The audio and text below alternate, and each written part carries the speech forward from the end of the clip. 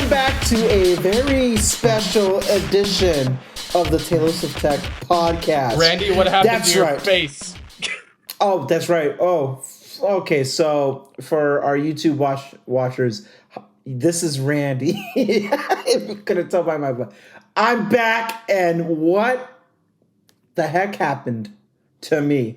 First of all, what happened to that show? You guys and actually, what happened to the show in a good way? You guys just steamroll all the way through. I am replaceable. I have now understood my place. Not even close. Not even close, Randy.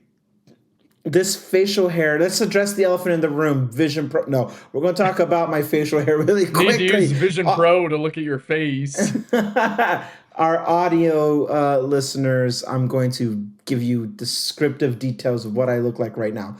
I look like a fat kid. It's a wake-up call, man. I shaved my face. I was like, ooh, I need to lose some weight. I can't hide behind this. You somehow look young, yet old. In a good way. I feel young and yet old, and I think that's also in a good way. So you've been good, Randy? You had fun travels, I guess, before we jump into the minutiae of Yeah, you know what? This is the very first... Right here, right now, this is the first time I'm publicly talking about anything since I've been gone. So I thought about doing something on my channel. Then I was like, with what time? And if there's one thing I like to stay consistent on, it's at least these podcasts. So I will recap everything here and refer to everybody to watch or listen to our show here if they want to know what's been going on with me. Wow. It has been refreshing. You say I look young and old at the same time. The young part is I feel awake. Okay. Like revelations have come to life. This almost feels like one of the what's that other show that I do with the Randy and Nick show? Like this almost feels like interpersonal for a second. I like how you forgot about it. I forget. Well, every time we try to record, Nick screwed something up. That's a whole other thing. Sorry, Drew. He lost his episode. I'm awake, man. I had some revelations about like life, my role in it, I guess, and then even the more nuanced things with tech and EV and my place in it. And I'm announcing here today that I am retiring from. No, I'm joking. I'm not retiring, but it was very. If anything, those 2 weeks that was my much needed break. I didn't even know I needed a break. And not just like a break from my day-to-day, but I needed a break from like being in my own head and where me and my family have been at, I guess, these last couple of years. The whole post-pandemic thing, I did not know how badly I needed to self-reflect and just like assess my life and my role in it. And all good things. Like I come back fully recharged, sharper vision than ever, clear understanding of what I need to do, and it's all good things. But with that, the bad news, completely unrelated to everything and why I even look like this, my facial hair being gone. I had a little bit of an existential crisis when I first came back, and the only way I could cope with it was to do something drastic, so I shaved my face. It's not bad. Some people buy a Ferrari. I'm trying to buy a Rivian if they was... Oh, wrong podcast. We'll talk later about that. But I lost all my luggage. Gone. What do you mean everything? All my the only thing that I managed to save because it was on my person was 3 things: my passport, good, my iPhone 13 Pro Max, thank goodness, and my iPad Pro. Oh, I don't know how I feel about that, but I'm not as pessimistic. Obviously, the Mac stayed home because that's what we're recording on right now. I didn't take it with me. Good. Everything I'm wearing, surprisingly, I guess the watch counts too. I wear it was on my body, but sure. This is brand new clothes. All my clothes I packed for 2 weeks, and as a minimalist, I only have 2 weeks worth of clothes. Well, at least you're ready to I go lost anywhere at all times. that's the thing. Like, at no point do I ever see myself being gone for 30 days. And if it is, I suspect I would be in a location where I could do laundry or something. But I've never been gone for 2 weeks consecutively for anything. Sure.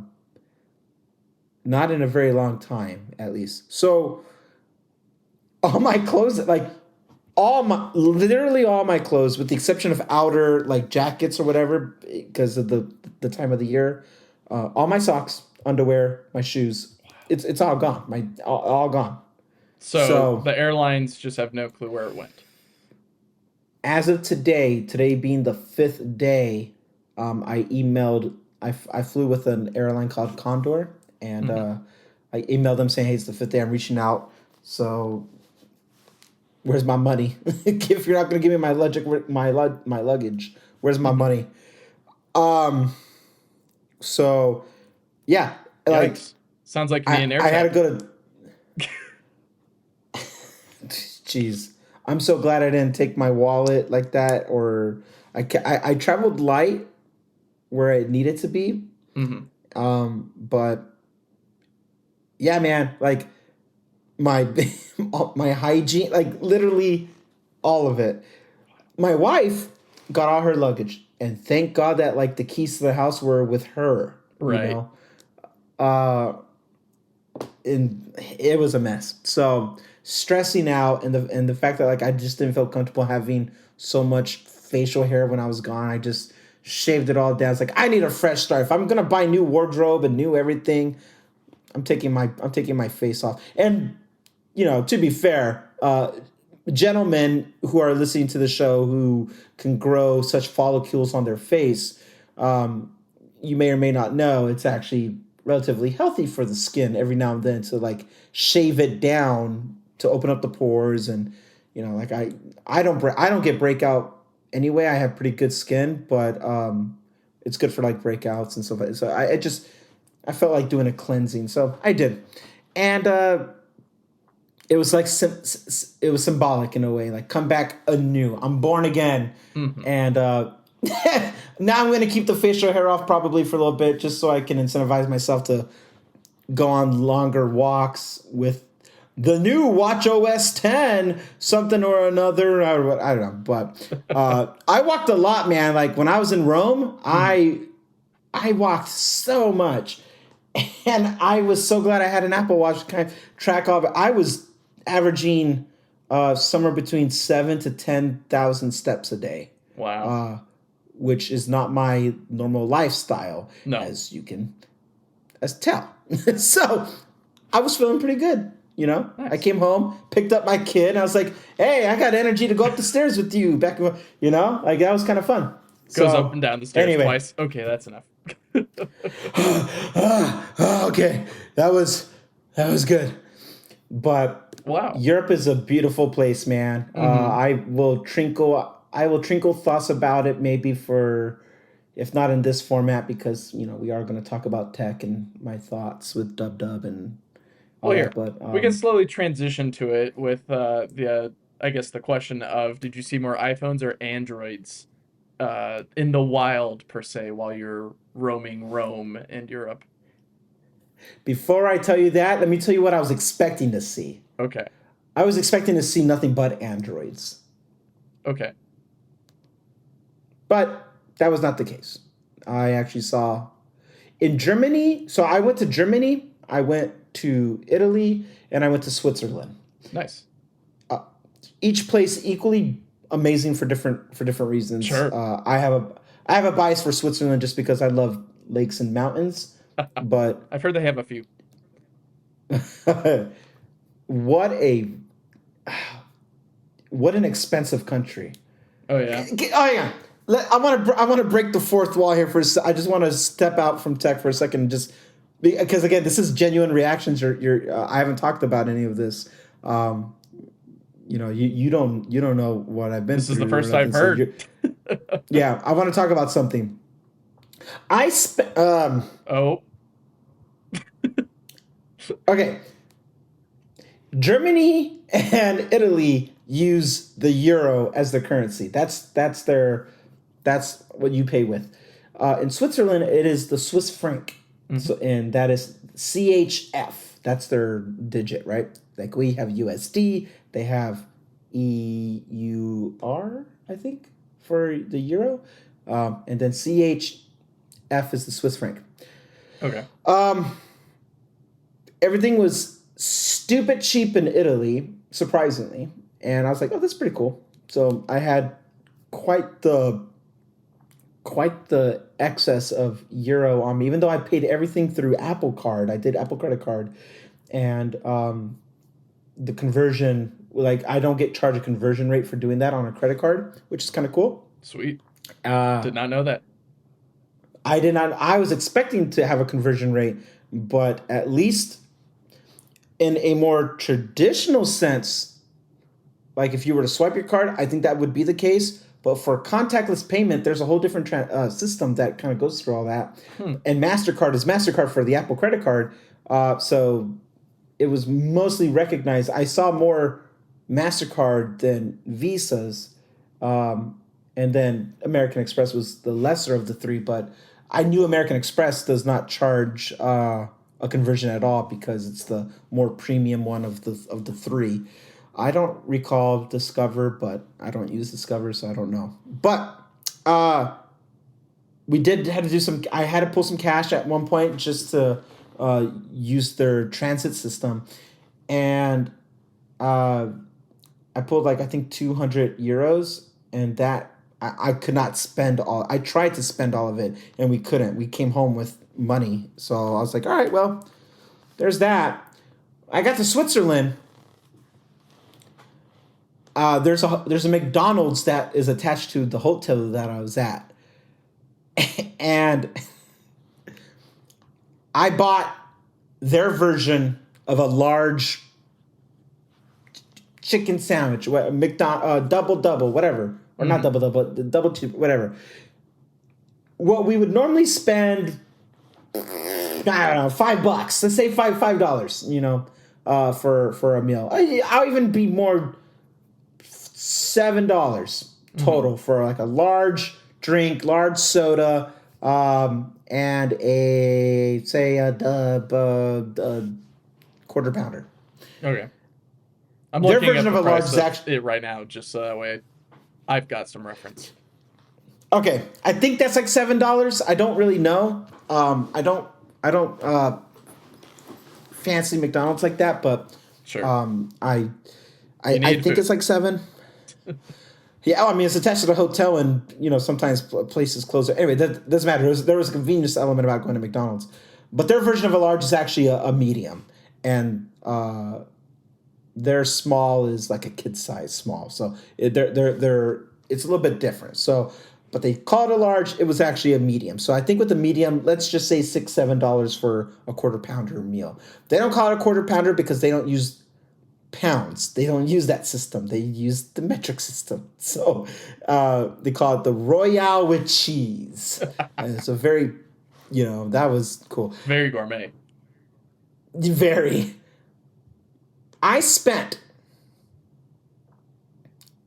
I think, $12.99 for a small cheeseburger meal. Holy cow. 12.99 Swiss francs, which converts to more of a $13-14 meal for US dollars. The thing about Apple Pay, I noticed, is I get pinged immediately when the transaction goes through. Mm-hmm. And if I backtrack to... Oh, perfect. Here we go. I was in... they don't call them states. I think they call them like there's a different word, but their version of a state is called Zurich. Okay. I spent for this meal this small quarter pounder equivalent. I spent $13.93 for my one meal. Wow. Okay. and that was $12.99 or whatever for the Swiss franc, and the Swiss franc is more expensive than the U.S. dollar. Mm-hmm. So I spent $14 for one meal. Dude, it got expensive very quick, and they don't take euros. I was like, I got to spend my euros. Well, they don't take euros, so that was interesting. I got to see in lifetime. Every time I went ba-ding on my credit card with the wallet app, it reminded me how expensive this trip was about to become. Are you sure But you didn't go to an Apple store to order food then? Because it sounds like you did in terms of the price of the food. I actually did go to an Apple store, legitimately. Oh, I cool. I went to a European Apple store and I bought something. I think you sent a And screenshot of the name. It was like Apple something. I could probably find it. Apple Renwig. Redwing. That's I right. don't even know And that was like the only because time I that you just sent pulled it. something to me while you're on your trip. And then I just sent a I message was back where I basically said, "Oh, it's an anagram for actually, what's it called? Renew." And so they're just telling you should buy certified renewed at Apple.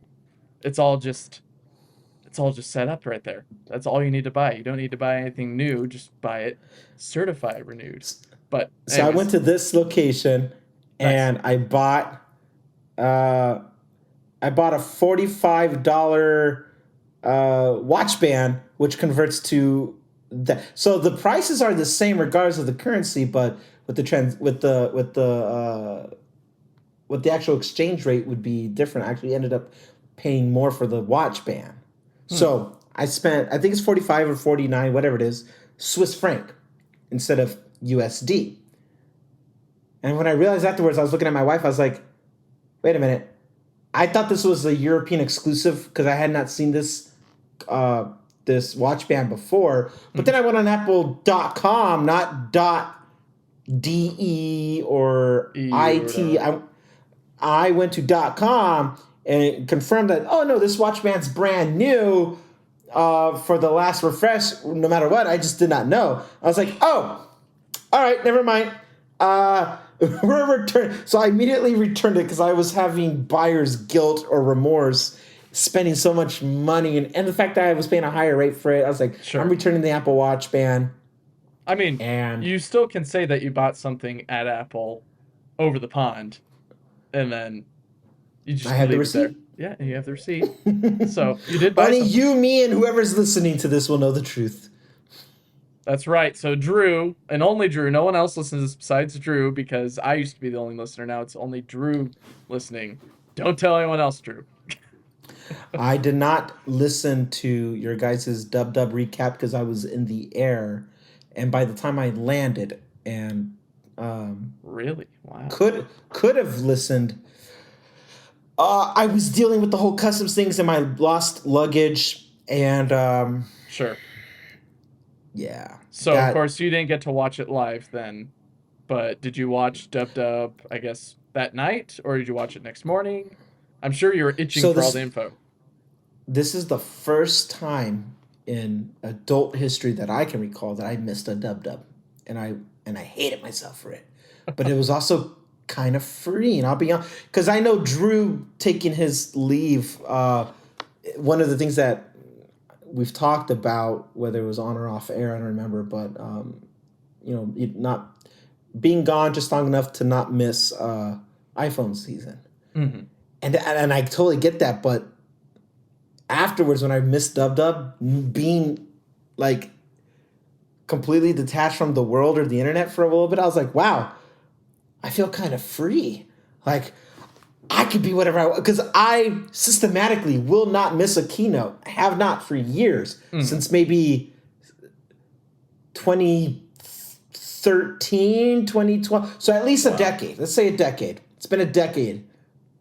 And it felt kind of good to not be in the know. It just felt kind of good to not exist. So I tell you all this because I didn't watch the keynote, but I was having a bad day, and I am afraid that it was affecting my influence on the keynote Sure. because I didn't really care. I was like, screw this. I lost my my clothes, my hygiene, my every, like, who cares, you know? Mm-hmm. And so I was kind of actually really irritated.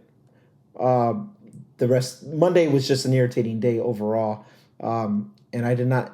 In Tuesday, I thought maybe I'd be better on Tuesday. No, I was jet lagged. I went to Target to buy clothes. Like it rolled over onto Tuesday.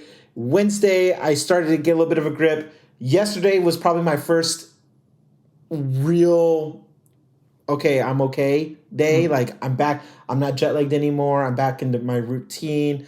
And then today being Friday, here are my thoughts as of, for the last 5 days. So I had time to reflect on the keynote and Did you go watch back the and whole watch keynote? highlights. Okay, you watched highlights then. No. I've since watched highlights. I Uh, watched the whole keynote first. Rule of okay, thumb, watch the whole keynote. I did, and I was just irritated when I did. sure. So then I went back and I watched highlights individually. And then I went on to apples.com and read the iOS 17, iPadOS 17, Mac Sonoma, and Apple Watch 10, and so forth and so on. Sure. Um, so let's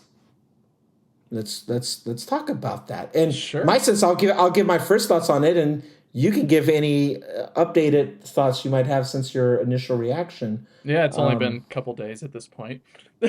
sure.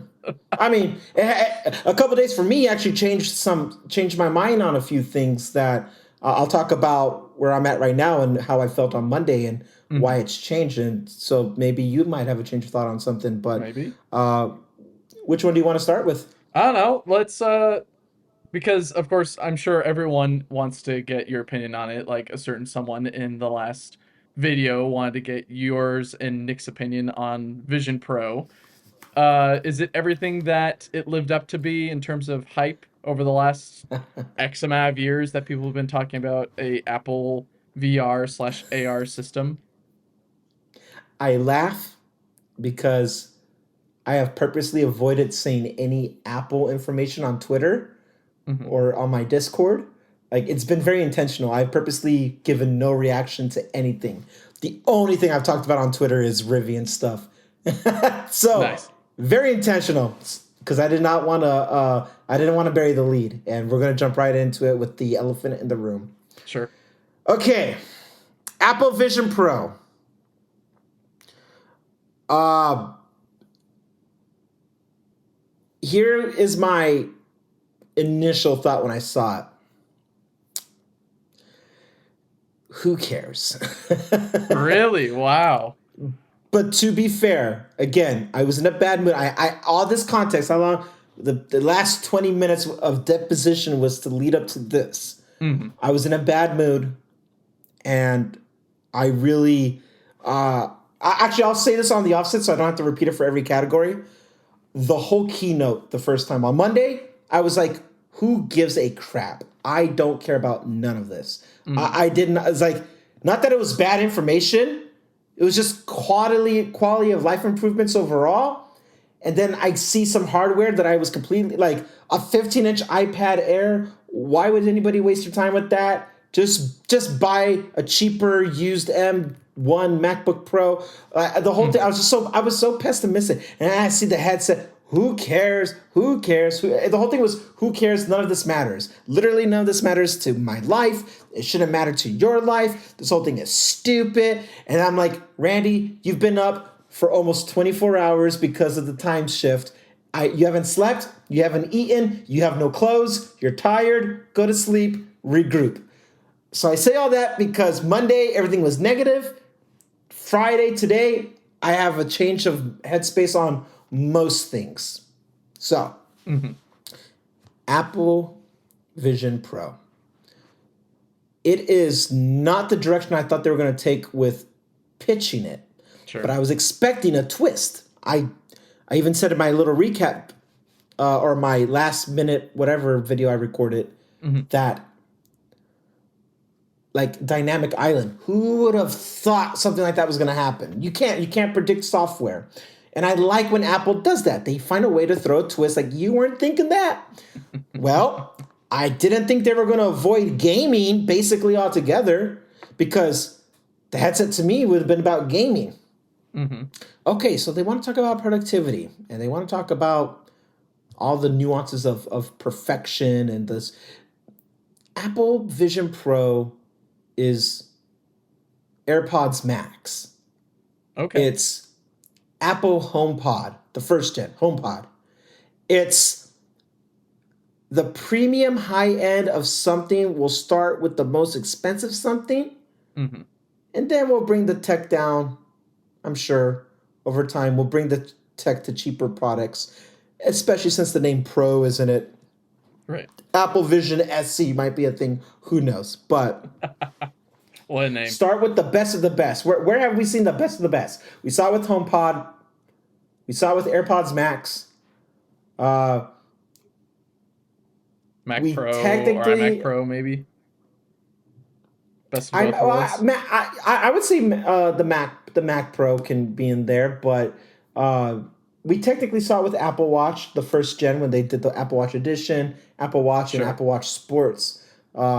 They threw the best of all this stuff, but the difference with this one is that it's a whole different software utilization that's It's a whole new independent from product anything. category. New product category that does not rely on any pre-existing applications that you have. So, unlike the Apple Watch, you can't have an Apple Watch truly without iPhone. This is not that. So, this is a true, genuine new product category. It's not accessories like the AirPods that work really if you're in the Apple ecosystem. Right. This is a true independent device. Yeah, you don't have to Software plug it into the Mac or anything like that. You can sit on your couch or be at work and not be anywhere and near your pinch phone and and your laptop, and still yeah, it should operate with all the kind of situations that they were demonstrating. It should operate pretty well. yeah. So my thoughts on it is on a technical spec sheet, impressive. But I was expecting it to be impressive. Most of that information, if I recall, if not all of it, leaked. There was no true new information about how many pixels per eye or Mm-hmm. camera placement. We knew there was gonna be a lot of camera. Even the material itself, I expected it to be like AirPods Max in that sense. On a spec sheet paper is like, okay, impressive. I get it. That's very Apple of them to do. I'm sure we'll have a cheap aluminum or plastic variant at some point, but for what it was, I get it. And I was like, all right, this is what I was expecting. What you need to sell me on is the software, the user experience, the UI. That's what you need to sell me on. And in Mm-hmm. that sense, Randy in 2021 would probably buy this thing as a sentimental collector's item. Mm-hmm. Um, I wish I still had the original iPhone as a collector's piece. Just, just strictly, if anything else, to say that here's the first gen of that. First gen things are always really cool to have as a years later as a collector's piece. I have my original Series Zero now, but before it was a series, I have the Apple Watch. I have my Apple Watch. Still proud of that thing because that was such a cool, exciting moment in my life as an Apple sheep to be like, hey, a new product category. Like I want to hold on to this little thing, and I did. It's cool to have that stuff. Yeah. I wish I had the original iPad, not because it was great, not because it was cheap, but it's cool to have a collector's collection of first gen things, and Sure. not even because it's Apple and like change the world. As a fan, I do the exact same thing. I was about to say video games. Never mind video games. I used to do that for like Pokemon cards or Yu-Gi-Oh cards. I wanted the first editions and stuff like that. I Mm-hmm. was as a kid, the original Game Boy Color with Pokemon Red or Yellow. All that stuff was and is cool to me to have as a collector's piece, not necessarily as a utility uh, portion of it. So Randy in 2021 would buy this thing on principle just to collect it. Um, Randy, as a parent, as someone who just went to go, basically touch grass for 2 weeks and reconnect with the world and my life, and who wants to buy a genuine next home where I can plant roots and like I reassess a lot of things about where I want to be in my life, and it involves some discipline about thinking longer than a couple months, and yeah, I have to see past my own nose. I have to really put the discipline into delay gratification, even if it's just curiosity about where I want to be in life. I have to do it, if not for me, for my family, but also for me.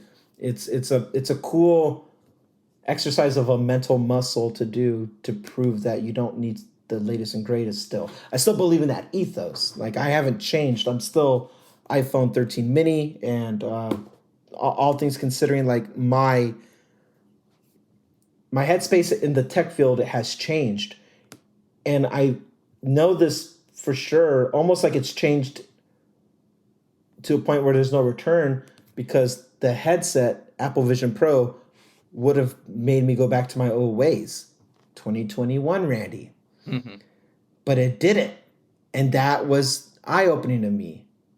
When I say I don't care, I don't mean it in a pessimistic sense. I mean it in, like, what value does this bring to me Sure. from a technological stance or from a personal life experience?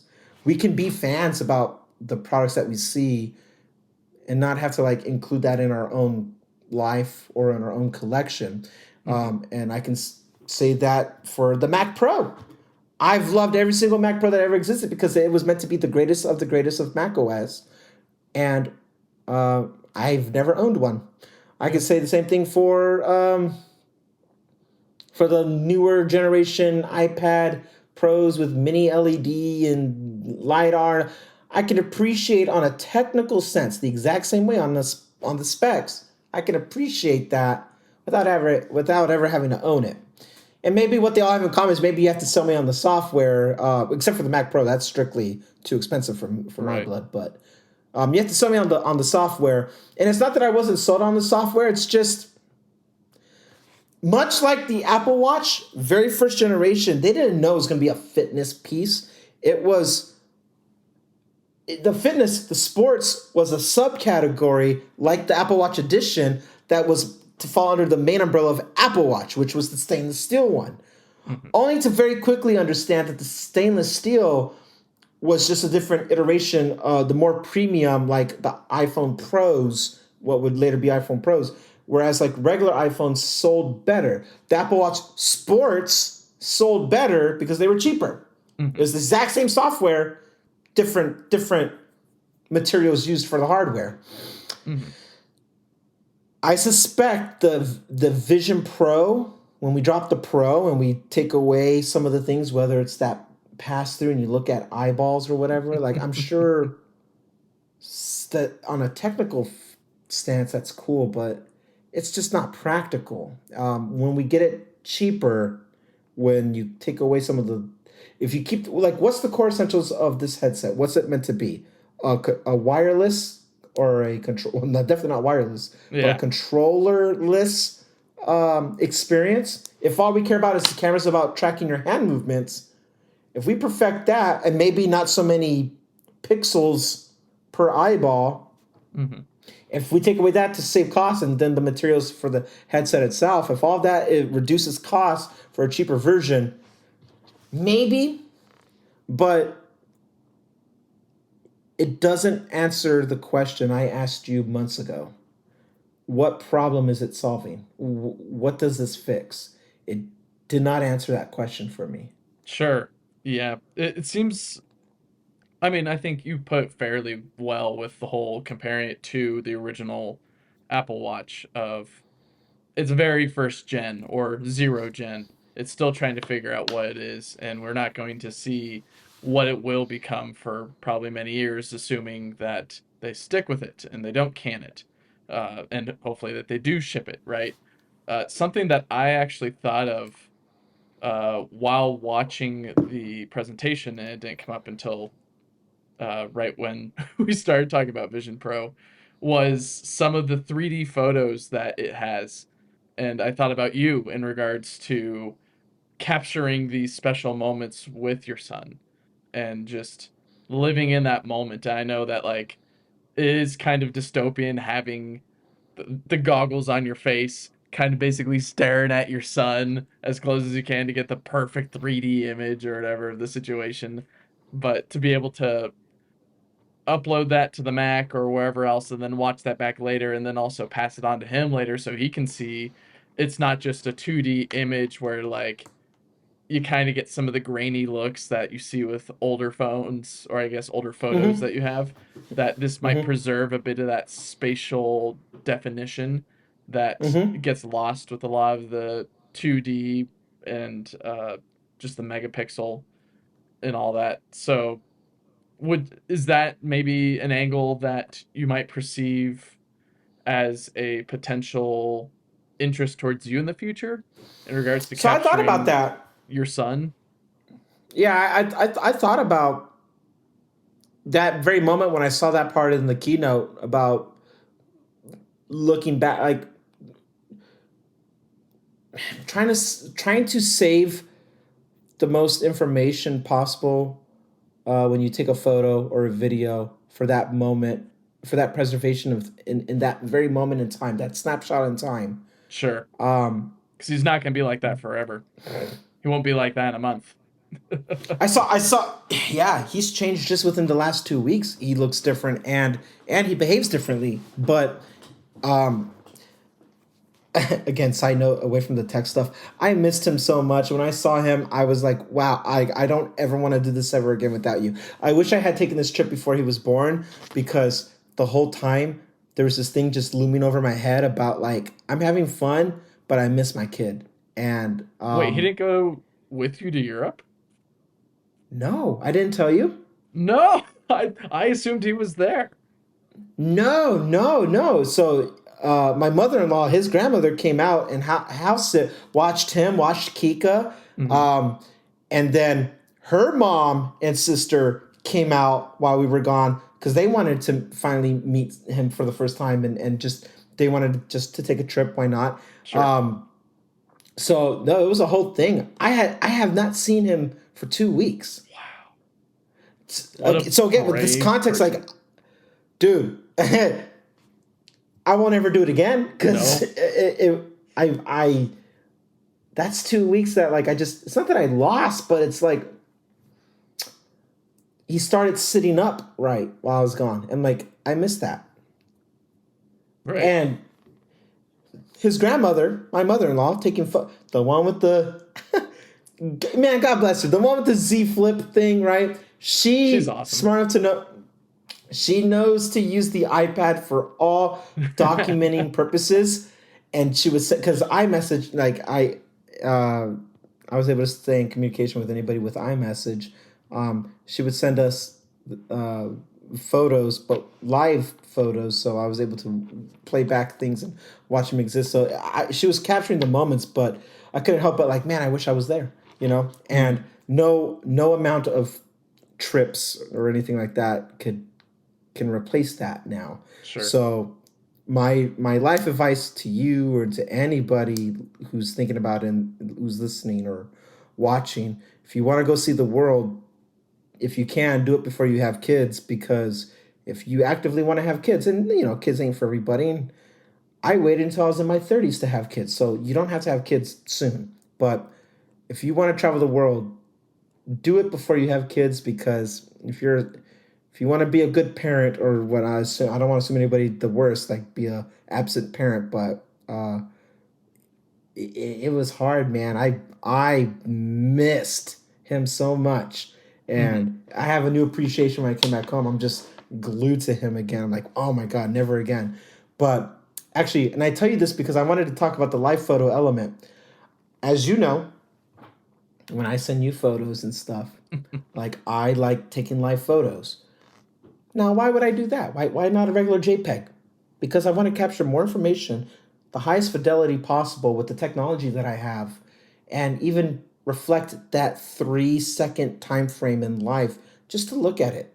Hmm. I remember sending a photo of my kid just maybe 2 days old in a swing set holding my finger with his whole hand, and he's just looking at me as it's swaying. And I was like, I will love this photo forever. Mm-hmm. And because I can watch the swaying. And that's not something I could have done on a regular camera as a JPEG or something. So all that to go back to the headset with the 3D capturing, there's something cool about that, but uh, I don't know how I feel about like I want the most information possible for preservation. I've always done it, and a lot of people say you miss the moment with your own eyes, and you have to live through the photo then, and that's your memory. But um, I have a bit of a pushback to all of that. I I take a photo of something because how the human brain works is when we recall a memory, you're not actually recalling that first time memory. You're recalling the last time you remembered it.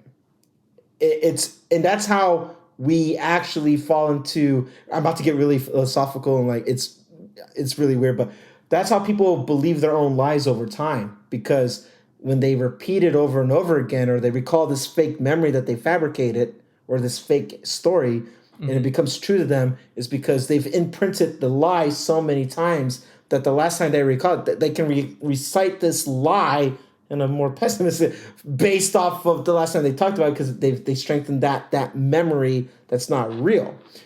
Now, on a more realistic side, when we remember something, memory is a lot stronger when there's a visual element to go back to it because you're remembering the photo itself, not in the moment. Most of the time, what you remember in the moment is like, man, I remember being warm or cold. I remember being sunburned. I remember smelling the beach, but you don't actually smell the beach until you smell something that triggers that memory. Smell and memory is correlated, but you can't remember the smell. You just remember it smelling like blank. I miss In and Out because I miss the smell of the inside walking in. Ooh, I know that smell. I'll know when I'm inside of an In and Out any day of the week, right? But I can't recall the smell. You Mm-hmm. just know it when you smell it. Likewise, but unlike to that, with a photo, when I look at the photo, I know exactly, I have all the important information I need to remember. When I look at the photo, I'm like, yes, I was at this hospital holding my kid, and he was this small, and all that It information, was right? Like exactly that. 9:06 p.m. at this specific street Yep, address. that's right because of the metadata that's imprinted on that photo. Right. But having a live photo gives you sound now and movement. Oh yeah, it did sound like that. Oh yeah, it did kind of look like that. And so there was now more information recorded than the photo would have done. And I'm like, oh, okay, that's kind of cool. And I like taking live photos for that moment. Mm-hmm. I would not that photo I told you about my son holding my finger. I would not remember that there was a sound of waves from his machine swaying him as it's rocking him. It's going whoosh, whoosh because of the sound machine from the thing, unless I saw the live photo. So I actually appreciate the additional information. And I'm not living in the photo per se. It's all the same memory tied to me. But I don't want people to look back and be like, oh, he was always in his phone, looking at the screen, looking at the through the lens or the whatever. And I fear that's what will happen with the headset. The Sure. idea of 3D capturing an image is cool in a technical stance, but is there a way can I do it where it's not so invasive? Because it might be passive just for you wearing it and you hit the button, but it's still kind of invasive. Whereas like a photo, like I've told you guys this, my son is very camera shy. Another reason why I don't really put him on social media is because he sees the camera and he kind of turns away instinctually. I'm like, that's weird, but that's kind of cool. So I do tricks where I'm like going like this, or it's up against my chest. I blend it in. If it looks like my shirt, maybe he can't tell that much, right? Hmm. So I take a photo or what have you, and that's how I sometimes get some of my photos of him, and it's more passive. It's more, or it's more like discreet, I should say. Wearing a Yes. headset, everybody knows what you're doing with the headset. Right. Um, You have cameras all over it. Can we have 3D photos brought to iPhone with the LiDAR and all that stuff? Can we do that? I mean, there's depth information already recorded. That's how you can blur it. I'm doing it right now as we record this with the blurred out background and the portrait lighting. This is all this is digitally artifact. Like, this is all artificial. I mean, like, none of it's real. So we already record depth information with 2D lenses and it's very spot on. Like, the outlines are great. Sure. Can we find a way to do that in an AI type of sense? Buzzword. Can we do that with phones?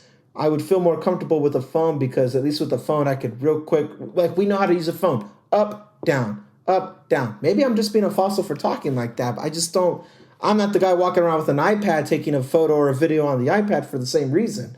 It doesn't feel intuitive to me. So I don't know. The technical sense, I would love to do that, yes, but I don't, for $3,500 though. I'll rather just live in the moment instead, I guess. Keep with live photos for now. I think we do. I think about some of those videos online of just like hilarious, like historical figures singing a song or whatever, and like they've got their faces and heads moving a little bit, and of course it's just a still image, but they've run some software through to somehow uh, approximate what that 2D face would look like in 3D. And it doesn't do Yeah. too bad of a job. Of course, you can kind of tell it's a little bit cheap kind of looking, but at least like it gets something done. But imagine taking that, applying it to live photos, and then utilizing, I guess, on the pro cameras, the three different lenses, or even maybe what Drew has been talking about in the past, like basically have Apple copy Google with the camera bar, so that way you get further distanced cameras. So then that way you can get that 3D effect because you've got a larger distance between those lenses, and that's how you can capture a little bit more of that depth. So the combination of both software and the placement of sensors on the back of the hardware and the software with live photos, I think could probably get you something close to what they're marketing right now with this headset. And Yeah. like you said, I agree. I don't want to pay $3,500 to get 3D photos of my future kid, or I guess of any situation that I find myself in. I'm like, I want to save this memory, but in 3D. And who knows, like, what you have to do with it. Like, do you have to, like, stand there for, like, 10 seconds for it to just kind of almost like a night shot Night on the mode. iPhone? Yeah. Yeah, right. Wait there for, like, 5 seconds for it to capture all the light. But in this case, it's to capture all the depth information while the event is occurring. It just, yeah, like you said, it's way too You much you technology on your have face. you have an iPhone 5S, right? I do. Did you get that in 2013 or 14? Whenever it Or came did you get it out. much later? Whenever it Yeah. came So out, so okay, yeah. that's okay. Good. So then you'll understand what I'm about to say. When iOS 7 dropped and it introduced like that more flatter design, and they went away from skeuomorphism, uh, they introduced the parallax effect with the Mm. background moving. It is the same of, I suspect, this 3D photo with the headset would do something very similar to that, where it manipulates the background in a way where maybe it punches in, so it gives you that parallax effect in a way that you can identify and differentiate with through depth what you're looking at. I don't know, and you're right. Maybe because we just don't know. Do we stand still for 10 seconds like a night shot, or is it something more instantaneous? Is it constantly recording until you hit the button to capture it like a live photo? Mm. Like, what is happening there? Because I bring up iOS 7's parallax effect because I feel like this 3D image that they're showing doesn't give you a full 3D. It gives you more of a parallax effect and nothing more. Maybe live photos blend it with parallax effect, then introduce that 3D element as much as possible. But at the end of the day, it's no different than looking on the back of your credit card and seeing the bird flying, and it's just like that. Sure. it's at the end of the day, it's just kind of there, and I would not spend that type of money to get that type of shot, especially if there's more steps involved. When a point and shoot would work just fine. I would always prefer the highest fidelity possible that I can capture, but there is a point where there's diminishing returns, and we are talking about a Gen 1 product here, which we have no idea how it's going to work. Mm-hmm. But if it is something where it does take a little bit longer to get those images to capture all that information, it might become more cumbersome than it needs to be just to have a cool, let me live in this moment. And the thing is, I'm not sold on this VR, AR space, period. Mm-hmm. That's just like, it didn't fix anything. It just expanded something. But I don't, who cares? Like at $350, $3,500, mm-hmm. That's the cost of admission to expand something this time for a Gen 1 product, sure, but it's the Apple ecosystem all the same. Even if it was $1,000, that'd be a steal. If we get to $1,000, is this something that's replacing my Mac or my iPad? It might replace the iPad, but probably it's not really like my headache with all this comes into the fact that like I have an iOS device, an iPadOS device, and a macOS device, and they don't replace anything, and there's overlap all across the board between this, and my iPad. Like, if I was to be conscious of my purchasing decisions today, the first one to go is obviously iPad for me. I would not have gone through with iPad, but iPad was supposed to be, that in between an iPhone, the way at least Steve Jobs pitched it, there's something between a MacBook or notebook and a smartphone, and that's a tablet. And then everyone was like, the tablet's the future, I thought it would be.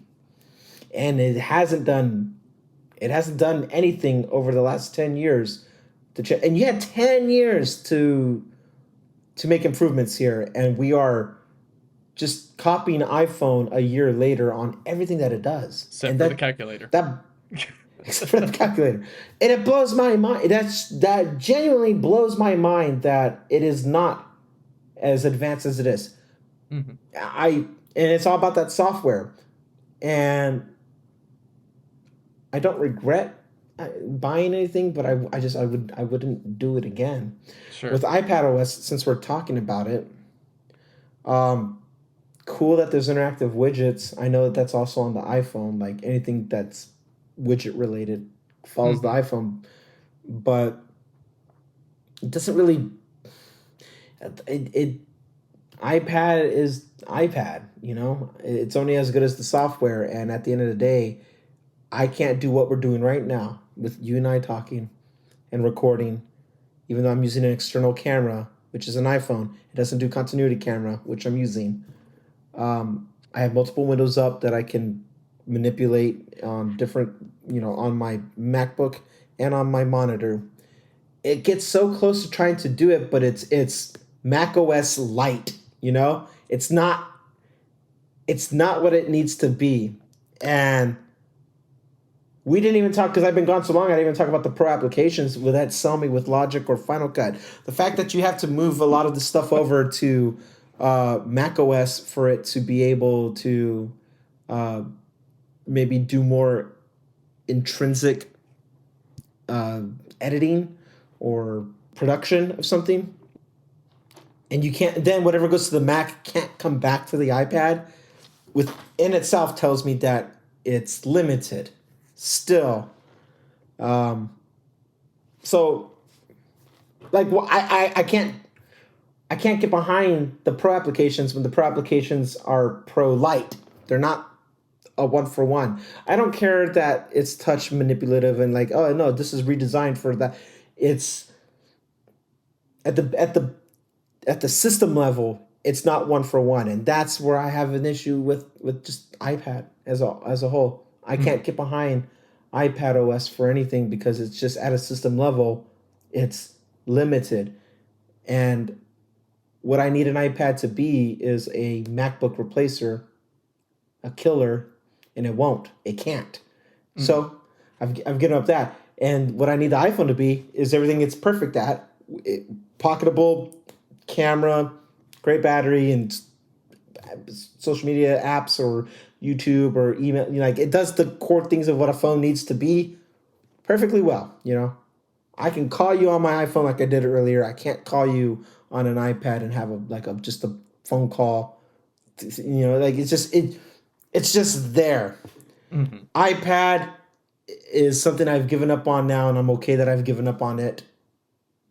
Cool quality of life improvements, useless operating system for It's me. taken the accessory path more than the primary device Yeah, path, which is yeah, okay. I feel like, at least with mine, I treat it like that because it's a mini. It's not sure. this big entertainment center for me to put everywhere and try to use everywhere. And I'm not trying to use it like a phone either, even though it's not too far away from a max in terms of the diagonal inches and all that. But at Right. least it does everything that I need to do. I do like the fact that live activities are coming to iPads as well, kind of like what we've had with uh, the Dynamic Island on the 14 and all that.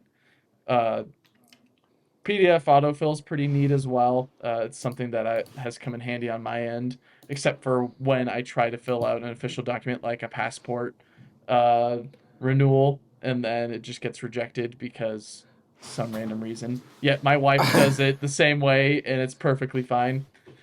All right. Yeah, that My own makes personal sense. stuff. It all makes total sense. But yeah. I think what was it? What I said on Monday with Drew, was it Monday? Yeah. Is that this event was it was interesting. I was thoroughly entertained. I'm glad that we got another Apple event. It's been a nice oasis in this dry desert of no Apple events. It's been too Right. long. So it's nice to see all these different characters that they're bringing in, including Craig, kind of just knocking it out of the park with his entertainment skills of different Oh, with transitions his and Jedi catching it. yeah, right. And then Steals also the like show every time. triple neck guitar. Yeah, I would say he definitely stole the show.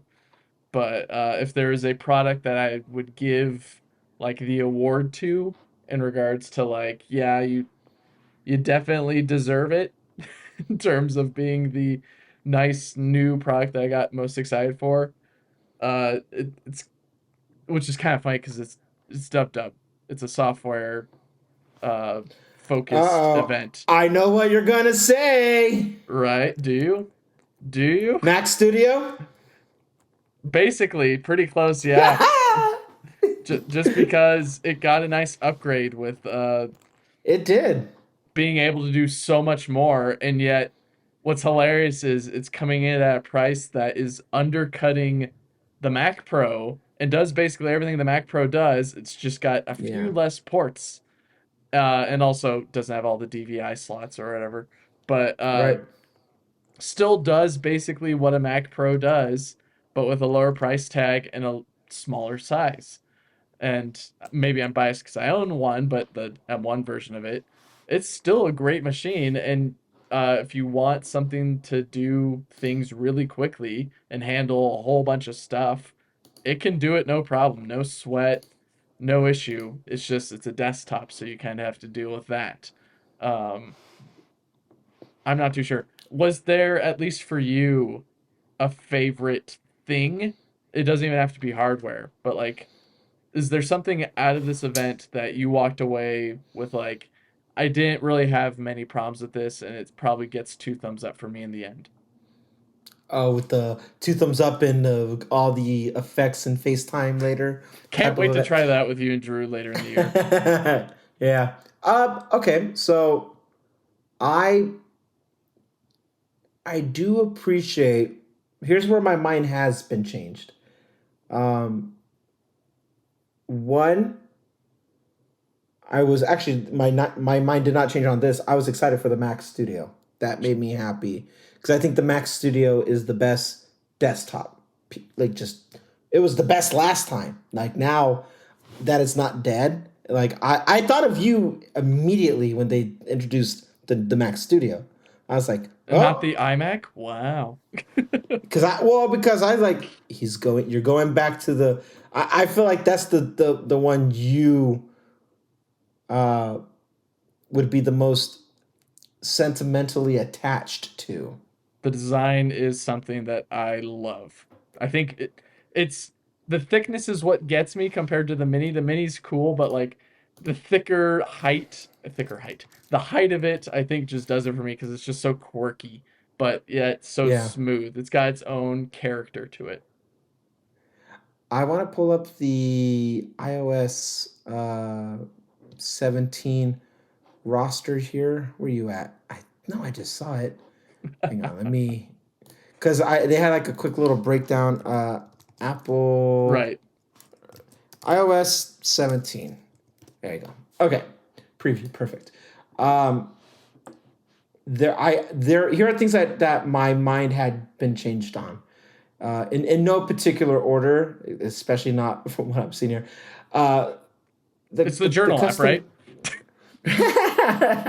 the caller ID custom card thing, Mm-hmm. cool, Contact posters. completely. Yeah, yes, that I didn't. I'm like, all right, whatever. Stuff that like actually holds value to me that I've experienced in my life multiple times was that how they what do they call it? Maybe they just call it check-in. That check-in thing. Hey, I'm Mm-hmm. safe. I got to my location, and the fact that like if you were to deviate from a route, like it can ping the person. It's been X amount of time. Like so many times, I've always encountered. Let me know when you get home. Hey, have a good. Especially because I drive everywhere on the East Coast. It takes a couple hours to get to people. Let Mm-hmm. me know you got home okay. Let me know you got there safely, and to have it automated for me, I really appreciate just from a day to day thing. I Sure. want to know if my wife is like, "Hey, I'm going to be heading," like, let me know you got there okay. That just quality of life improvement. That's so small but very important to me. So that Mm-hmm. check-in feature got me really jazzed. It's a nice feature for the future when your son has an iPhone, of course. So that way Yeah, you know when they ride their bike to school or anything like that that they made it there safely. And they can forget, and that's perfectly fine because the phone didn't. yeah. Um, the leaving a video voicemail for FaceTime is something that I know distinct, like very specifically. I'm about to get a lot of video voicemails from Nick because he, when he calls me, he always calls me just exclusively FaceTime. He's one of very few people are exclusive FaceTime. He's one of them. And every time he doesn't reach me, he sends me a video. He goes, I don't know why Apple hasn't done this yet. And so he did it for my birthday. He's like, hey man, I don't know why Apple didn't do this, but here's your voicemail. Happy birthday. Like I was like, that's funny. He could just text or call, but he's extra. So something like that, that's kind of cool because not exclusively, but I like to use FaceTime where appropriate. Um, Sure. it's just a cool little thinking of you. Look at this. I just wanted to show you this real quick. Don't need to call me back. Just look at this thing that I was looking at. Okay, talk to you later. You know, That is nice I versus would, like having to queue up the camera, be like, here it is, and then send it to the person, or at least yeah, try to remember to send it to the person. And then now you have that video like in your photos, and you're like, oh, that's right, I did that. But like, why do I still have this, right? Versus like it's stored in the messaging app or whatever, and right. then you don't really have to worry about it later. Uh, I like that, but I was more of a fan of actually the live voicemail as one of the new features. I think I'd rank that Oh, so above. you can intercept it and be like, hey, Yeah, what's up? well, it's the whole like you and I at least got to experience this in our youth with the home phone. Leave a voicemail after the beep beep, and then it would be Yep. someone talking, but you still had the opportunity to go and grab the phone and pick it up, and it's basically echoing that, but with just text. So like On you a can cell be phone. yeah, Yeah. like we could be doing this podcast right now and Drew could call one of us and he could just leave a live voicemail and we're like, "Oh, well here, if he's available and like he's giving us just a message saying, "Bring me on." Just hit the call button or whatever and oh, now he's folded in. Imagine if he actually was ready to come into the podcast right now. That'd be hilarious. No, he's too busy Whew. somewhere else. But that was definitely something that I will try with a lot of my friends or family, Yeah, I assuming do that, like that feature.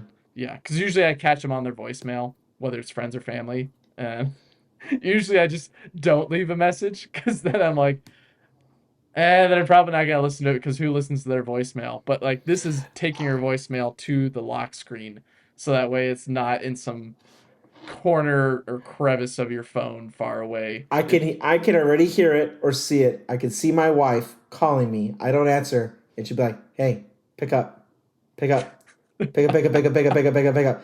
I see it. I know it's coming. I've accepted it. I like I like the idea of having this happen for like I get many phone calls more than I was expecting as a parent. This is new to me, Hmm. but pediatrician calls me, Oh. and I don't save the number ever, but I'm like I know this. I recognize the number. This feels like it's an important number. But if it's important and if they're smart, they leave a voicemail or they text me. Hmm. But now this kind of cuts some of that process out a bit. So I hear you. Yeah, Sure. that is kind of cool. You know what's neat, and I guess we all kind of got it right but wrong. Hmm. This standby mode thing when you put your phone in landscape. We Hmm. knew something was coming for landscape, but we just thought, oh, the apps would rotate and that was it. But Apple kind of did a little more with it. Like, no, not that, but you can interact more. I'm looking at the photos, like I see music playing, landscape. I'm like, wasn't that already a thing though? If I go like this, and I guess it's not, but um, for it charging on a dock and you're like kind of doing your own thing, I can appreciate the calendar to watch thing, or I can appreciate the the music thing. This it's like it's trying to be that what we want the home pod to be if it had a display, but on a very rudimentary level. Hmm. I appreciate that, but for Gen 1, it's like it's very I don't know. I will wait until third party applications implement this. Sure. Like it'd be how cool would YouTube be if it's like I like it's on standby mode. All things considering, the phone is resting, but the video is still playing and I can watch the video. Yeah, that's fine. I can live with that. Um, Live activities I'm looking at right here. That would be cool. I just need to know when I order a lot of groceries now that get delivered to the house because it's easier than loading up a kid. Um, and it would be cool to get that information passively. Like, oh, that's nice. All right. Even though I think it would get pinged on the watch, I will hold reservations of how this might work until third party apps take advantage of it. But Gen 1 is like, oh, that's neat. That's cool. I'm definitely more excited about interactive widgets, though. Widgets, why that wasn't a day one thing when widgets came, I will never know. Right. I'm just happy it's finally here. It only took so That's long, the right? only thing I was requesting. Yeah. Yeah. Everything else looks pretty whatever. AirDrop and you can walk away fine. The Hmm. journal app, I okay. Uh, the keyboard fixing their autocorrect. All right. Sharing Sure. passwords more securely. Like all that stuff.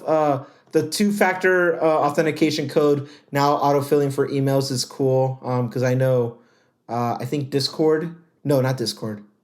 I think Discord does it for me, or at least I already have it so that because I use two-factor authentication. Yeah, sure. For Discord, uh, was it the passwords feature on the phone is able to remember all the different codes, which is nice. So in that way, Yeah, if I log in on a new device I haven't logged in on before, it asks for that two-factor authentication. Jeez, I'm adding like yeah. another if it did, but basically, Authentication. I I am the authentication man. But what am I trying to get at? It is nice having that, but once, The email. yeah, Yeah. one more step ahead. I wanted to ask you because you actually did a whole video or live stream on this with the different uh Mac OSs basically and their names and what they brought and all that. Are you a fan of the new name? Are you surprised that they're continuing with California, even though it's now exceeding, I think, 10 years now? Uh, and I guess any of the features that they brought, uh, I guess maybe just your general thoughts on Sonoma. Yeah. I did think about my live stream when they did the announcement. I thought this is the. What's funny is that, like, okay, now they're saying 10 years, but this is the 10th year because I think Maverick was announced in 2013. I Mm, think. think. I don't remember your video at this point, but you Maybe it's broke it I down don't pretty either. well. Yeah. No, actually, maybe it was 2012. It was not. It was Maverick was announced 2013. Yes, for sure. Because I was out of the military by then. Hmm. Um, so this is technically the 10th year, but it's the 11th name. So maybe this is the last year for it. I don't know. Sonoma, kind of cool. You know what? You're the perfect guy to talk to about this, given your region. Right. I because when I saw it, and my mother-in-law was here, and she's in the same region. I was like, I just looked. There's like, I'm gonna say a word. Let's use word association game. Sonoma, her, Wine. wine country. Yep. I was like, all right, perfect. We're all on the same page. She goes, okay, what was that about? It's like, Craig said, "What you know? What, it doesn't matter." I was like, "That's just the name of the." I was like, "It's the name of the song." I was like, "I gotta see if this is true. People in the area will understand this better than anybody else." Sonoma, wine country, perfect. They All even right, brought you it up you in the passed. keynote. They're like, "Oh, all our Yep, employees also frequent this yeah. place too. Maybe a little bit too much, but I Sonoma, like, I like the wallpaper, like how the ripples look. It's kind of cool. I like sure, the name. I just like the name. Period. I might also be biased. I kind of like the Bay Area as a whole. I I'm a fan of that entire region. hmm, So yeah, I overall Sonoma gets a pass, and with that, macOS Sonoma is the other thing that changed my mind. First, I was like, "Pfft, this is dumb," and then I had time to collect my thoughts and go back and look, and I was like, no, some of the stuff is actually I appreciate. First one, and again, this is definitely subjective, and it's just a me thing. On my Apple TV, my favorite thing, I have it set to go off on the minute, so I have a kickoff soon, is the live wallpaper or the hmm, the the screensaver. And the fact that they're bringing that to the Mac and then that can become your wallpaper, that's kind of dope because I like seeing moving objects. My son likes looking at it when he just watch it transfers to the next location, and so it's kind of cool. It's peaceful. To have it on the wallpaper, that's kind of dope. It's completely useless, but fun all the same. hmm. The screensaver thing is really cool. I'm glad that we are reintroducing in a modern way widgets again. Widgets used to be on the Mac OS. Mac OS 10, I think Snow Leopard I was part of the remember, last time. I remember at least in my youth taking the clock, putting it on the wallpaper, and then Yeah. there's the clock, or no, I guess on the whatever it is, the desktop. Put it there, and then the clock just sits there, and I thought that was the coolest thing of like I don't have to look in the Yeah. upper right. It's just right there, sitting wherever I want it to be, and I guess it gets covered by a window or anything like that. But uh, Right. Yeah. I thought it was pretty neat, It was and I'm glad cool. that they brought it back. As a kid, I perfectly said, Mike. I was like, this is fun. I remember as a kid or younger, just like, yay, widget, it's there. Bloop. With the tiny little whatever X to close it. Like whatever. I had fun with it. I did it on my Windows Vista. That was the last Windows device I ever had. Vista is the reason why I left Windows or that whole ecosystem. It was so bad, but I used their widgets. It was fun.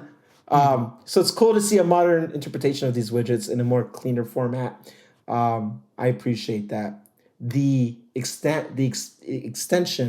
Expansion is what I was trying to say.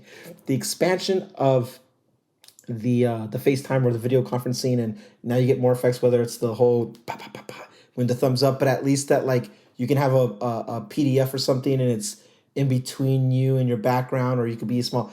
Like as a content creator, I'm like that's freaking dope. I would have done that for my live streams, going over Mac OSs and stuff like that. You in the That's just kind bubble of being to go yeah, wherever, or at least having that nice, like we mentioned before, that depth of field, or like just Yeah, layering upon that's layering of cool. subjects just gives it that much more oomph to whatever you're Yeah, trying to display to your audience, or at least to your that fans. one, that one to me is not gimmicky. That's something I have in my own way.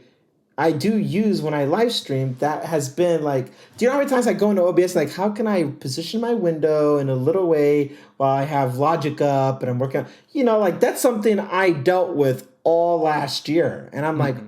cool. That's a cool quality of life improvement. I was like, yeah, that gets an A. And that I hope uh, for our video watchers here, maybe it translate well. I seem to notice quality improvement on even the continuity camera now using Ventura.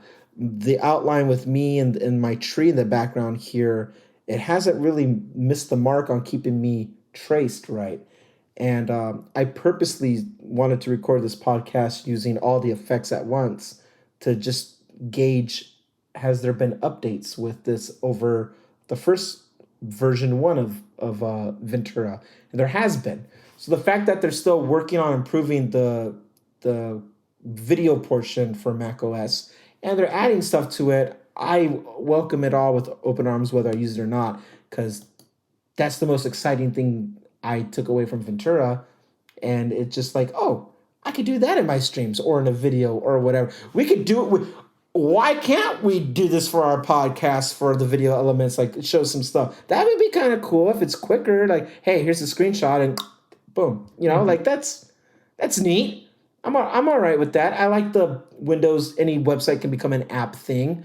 That's pretty cool for me. I try to keep my app usage to a minimum here, but Hmm. if I can have Twitter more appropriately as an app, yeah, that's not an issue here.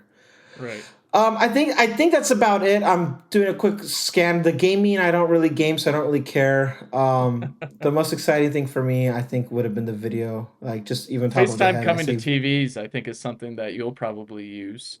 Being able to use continuity camera so that way you that's can true. talk with grandma or anything else and Yep, show the kid anytime you want. It's a nice big view for you. Or I guess if anyone's over and they want to talk with someone else while you're there, you can have a nice little family FaceTime thing with a giant screen versus like a small iPad or I guess a MacBook or anything like that. I thought that was a great quality of life update as well. I agree. I think the Apple TV update. I will tell you this much. I think next to my phone, just because the phone is on the body all day. Really, the Apple TV is the most used Apple product in my house these Hmm. days. We're watching Disney Plus kid cartoon stuff, and it's the most used application in a 24-hour time frame. Sure. And uh, I'm excited to put grandma up on. Dude, my kid recognizes faces like it's nobody's. He knows when he saw me or my wife on FaceTime. He knows who we are. He sees it. I'm like, you're so much cooler than a dog. Like you understand this. This is awesome. Every time he sees grandma, he smiles up, and so to put her up on a big TV and we can all like be involved at that point is Hmm. way better than a small little screen. So I welcome open arms that update. Apple TV alone probably has me excited for the next update strictly for that. Yeah, Right. I guess as a yeah. final thought then, are you are you happy the way that everything kind of panned out for this whole entire presentation? Do you think that it was encapsulated really well, kind of after all these many days of kind of processing it, after losing a whole bunch of valuables, and then stewing on everything in this presentation? Do you think it was a nice dub 2023? I liked it. Yeah, having time to reflect on it. Watch OS, I didn't like. I was expecting something more oomph for the Same, 10 year. but Um, it is what it is. Whatever. Like if it ain't, unlike iPad, like in this sense, like if it's not broke, don't fix it. Like leave it alone. It is what it is. That mhm. Apple Vision Pro has one of two paths. It can go the way of the Apple Watch or it can go the way of the iPad. And I'd rather it go the way of the watch. And so if we have a boring OS 10 or watch OS 10 update for the watch, I'd rather we just perfect the watch for what it does than we keep screwing up iPadOS. So in that sense, I bring up watch because it's like I'm wearing it right now. I use it, but um, it encompasses my thoughts on this dub this year. Is that like I could live with all of this and I could live without any of this and be okay. But I appreciate these little updates.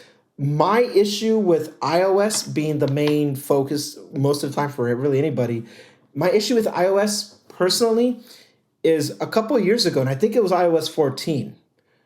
Mm-hmm. iOS 14 fixed every issue I had. And since then, I have not. It's just been icing on the cake. There's nothing you could do in iOS now that will make me go like, "Oh, that's terrible. That's crap."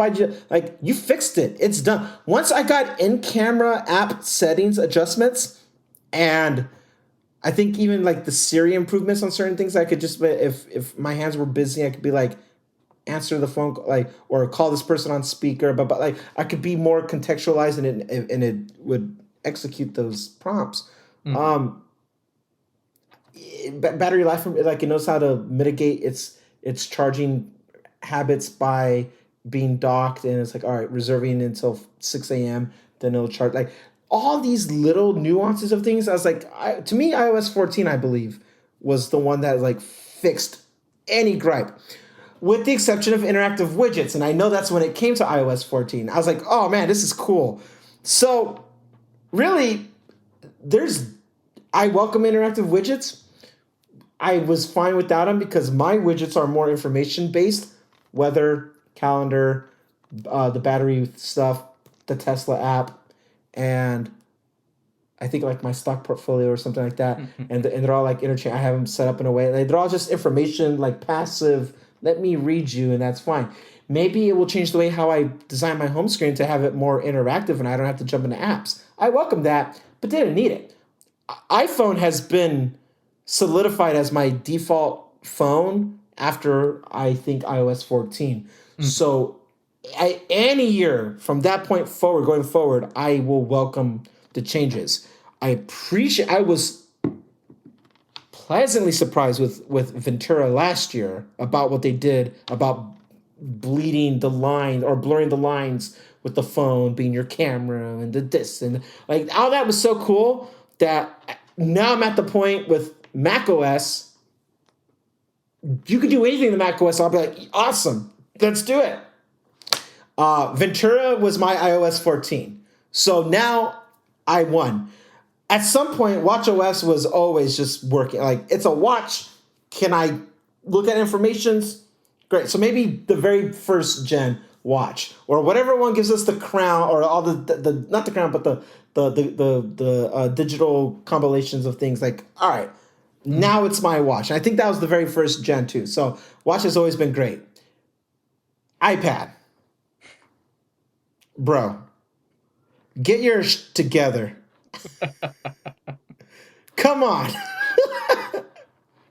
Yeah. And who doesn't love a good one more thing, even if it's not for me? I will welcome a one more thing. So this has been an awesome keynote, and I'm impressed. I wanted to ask you, Mike, before we wrap up, because I didn't hear you say anything to put up the flag for me.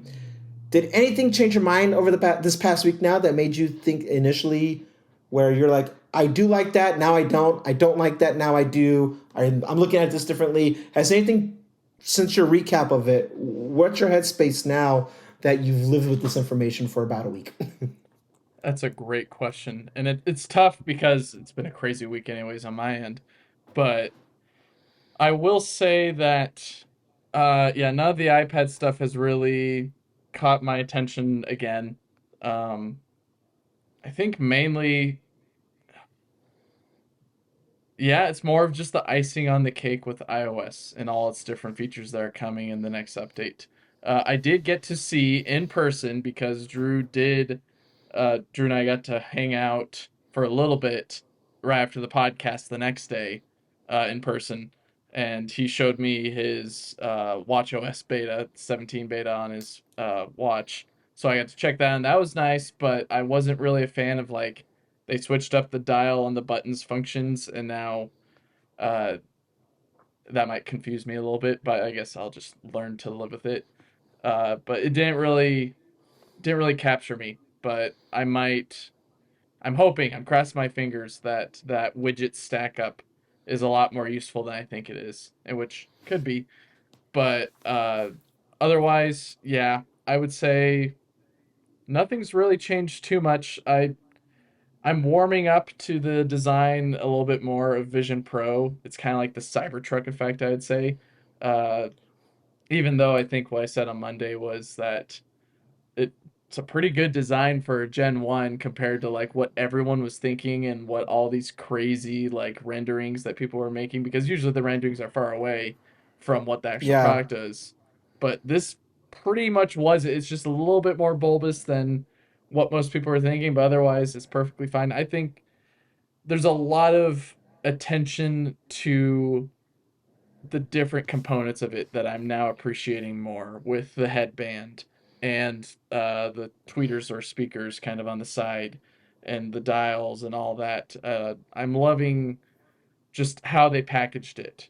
Uh, I've grown a little bit more appreciative towards that. But otherwise, not much has really changed in the past week. I think I've been pretty content with like in terms of like ranking out of 10 this dub, even though I don't think I was even a part of the last discussion, was I? I don't remember. But for 2022. But at least if I were to give like a out of 10 grade for this dub, I'd say it's like maybe an 8. Uh Heavily probably influenced by the fact that we got so much hardware, and it's also been a while since we got an event. But still, I think it was packaged really well. Notice how we didn't even mention well, I guess we did technically mention it at one point, the 15-inch MacBook Air. But like Mm. there was a lot jam packed into this, and I think overall they packaged it decently well, even though it seemed like, yeah, it's the new kid on the street Vision Pro, and it got like an hour of the keynote. Yeah. But I think it was well deserved to try to suss out a bunch of stuff. Yet, even in that hour, we still don't know a lot. So True. Yeah. I'm hoping maybe this time next year, or ideally, hopefully, what would be nice is if they mention a little bit more about it in the fall. Some different things that maybe they're coming out with iPhone 15 that you can also do with Vision Pro, which would be interesting, is something that at least I'm looking forward to, just to see where this goes, because I've been a little bit more of the optimist with the VR technology, even though that my Yeah. experience You with the bought PSVR the. 2 was not the Yeah. best. Yeah, but you have context now with it, or fresher context. I have the Quest, I think Quest 3 or something in my closet, but it's Mm. been in the closet. I have not really used it. Hopefully That's it my comes out. especially this month. Right. And now that I'm editing, I can keep all controversial things in. Oh no. I have the power. My fear is that this headset will go the way of the Quest 3 or the iPad Pro. I didn't touch too much on it before, but like you have the iPad Mini, I have the iPad Mini. I use the iPad Mini more than I use the Pro. I used the Pro on my Europe trip strictly because that's where I downloaded all the Mandalorian episodes I could catch up Nice. on. I used it for Luma Fusion because I don't have Final Cut, and that's how I was able to edit my insert from last week's episode. It's a good tool when I have the keyboard I can edit, or I use the Magic Keyboard as a dock to watch, Mandalorian. Hmm. But there is nothing proprietary about this iPad that I can't do anywhere else. Um, Having the iPad Mini 6 is that of a family device. That's the house device. That's not Randy's iPad. That's the house's iPad. If I need to write something, say the PDF thing that comes to iOS or iPadOS later, and I need to write for the PDF, I just transfer my pencil over and boom, there's that. There's nothing intrinsically valuable or proprietary to the iPad that makes me be like, yeah, awesome. I'm so glad I got this Pro. Sure. But, we don't know that. Like, when I bought the thing in 2018, I thought we were going somewhere completely different with it. Because I think that was the year they introduced iPadOS as a separate thing. I'm like, let's go, baby. And it just didn't happen. I've learned my I dropped some mad coin on this part of the ecosystem with the iPad.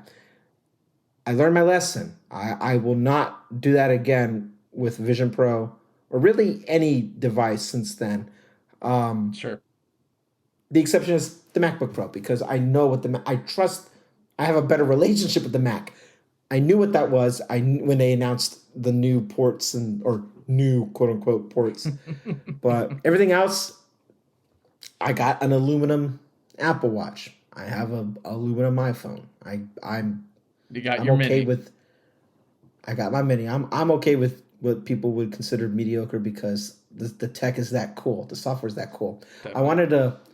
I wanted to conclude with your Apple Watch thing here. I changed it here. I think this is how the Smart Stack is what they call it. I think this is how the Smart Stack's going to go. There's a watch face called Siri, and oh no, you said the S word. That's now a bad word, Randy. Oh yeah, because it's individualized, right? There's no more hey. Yeah. Yeah, but I think it's voice, right? Like no one sounds like me. I hope that'd be weird.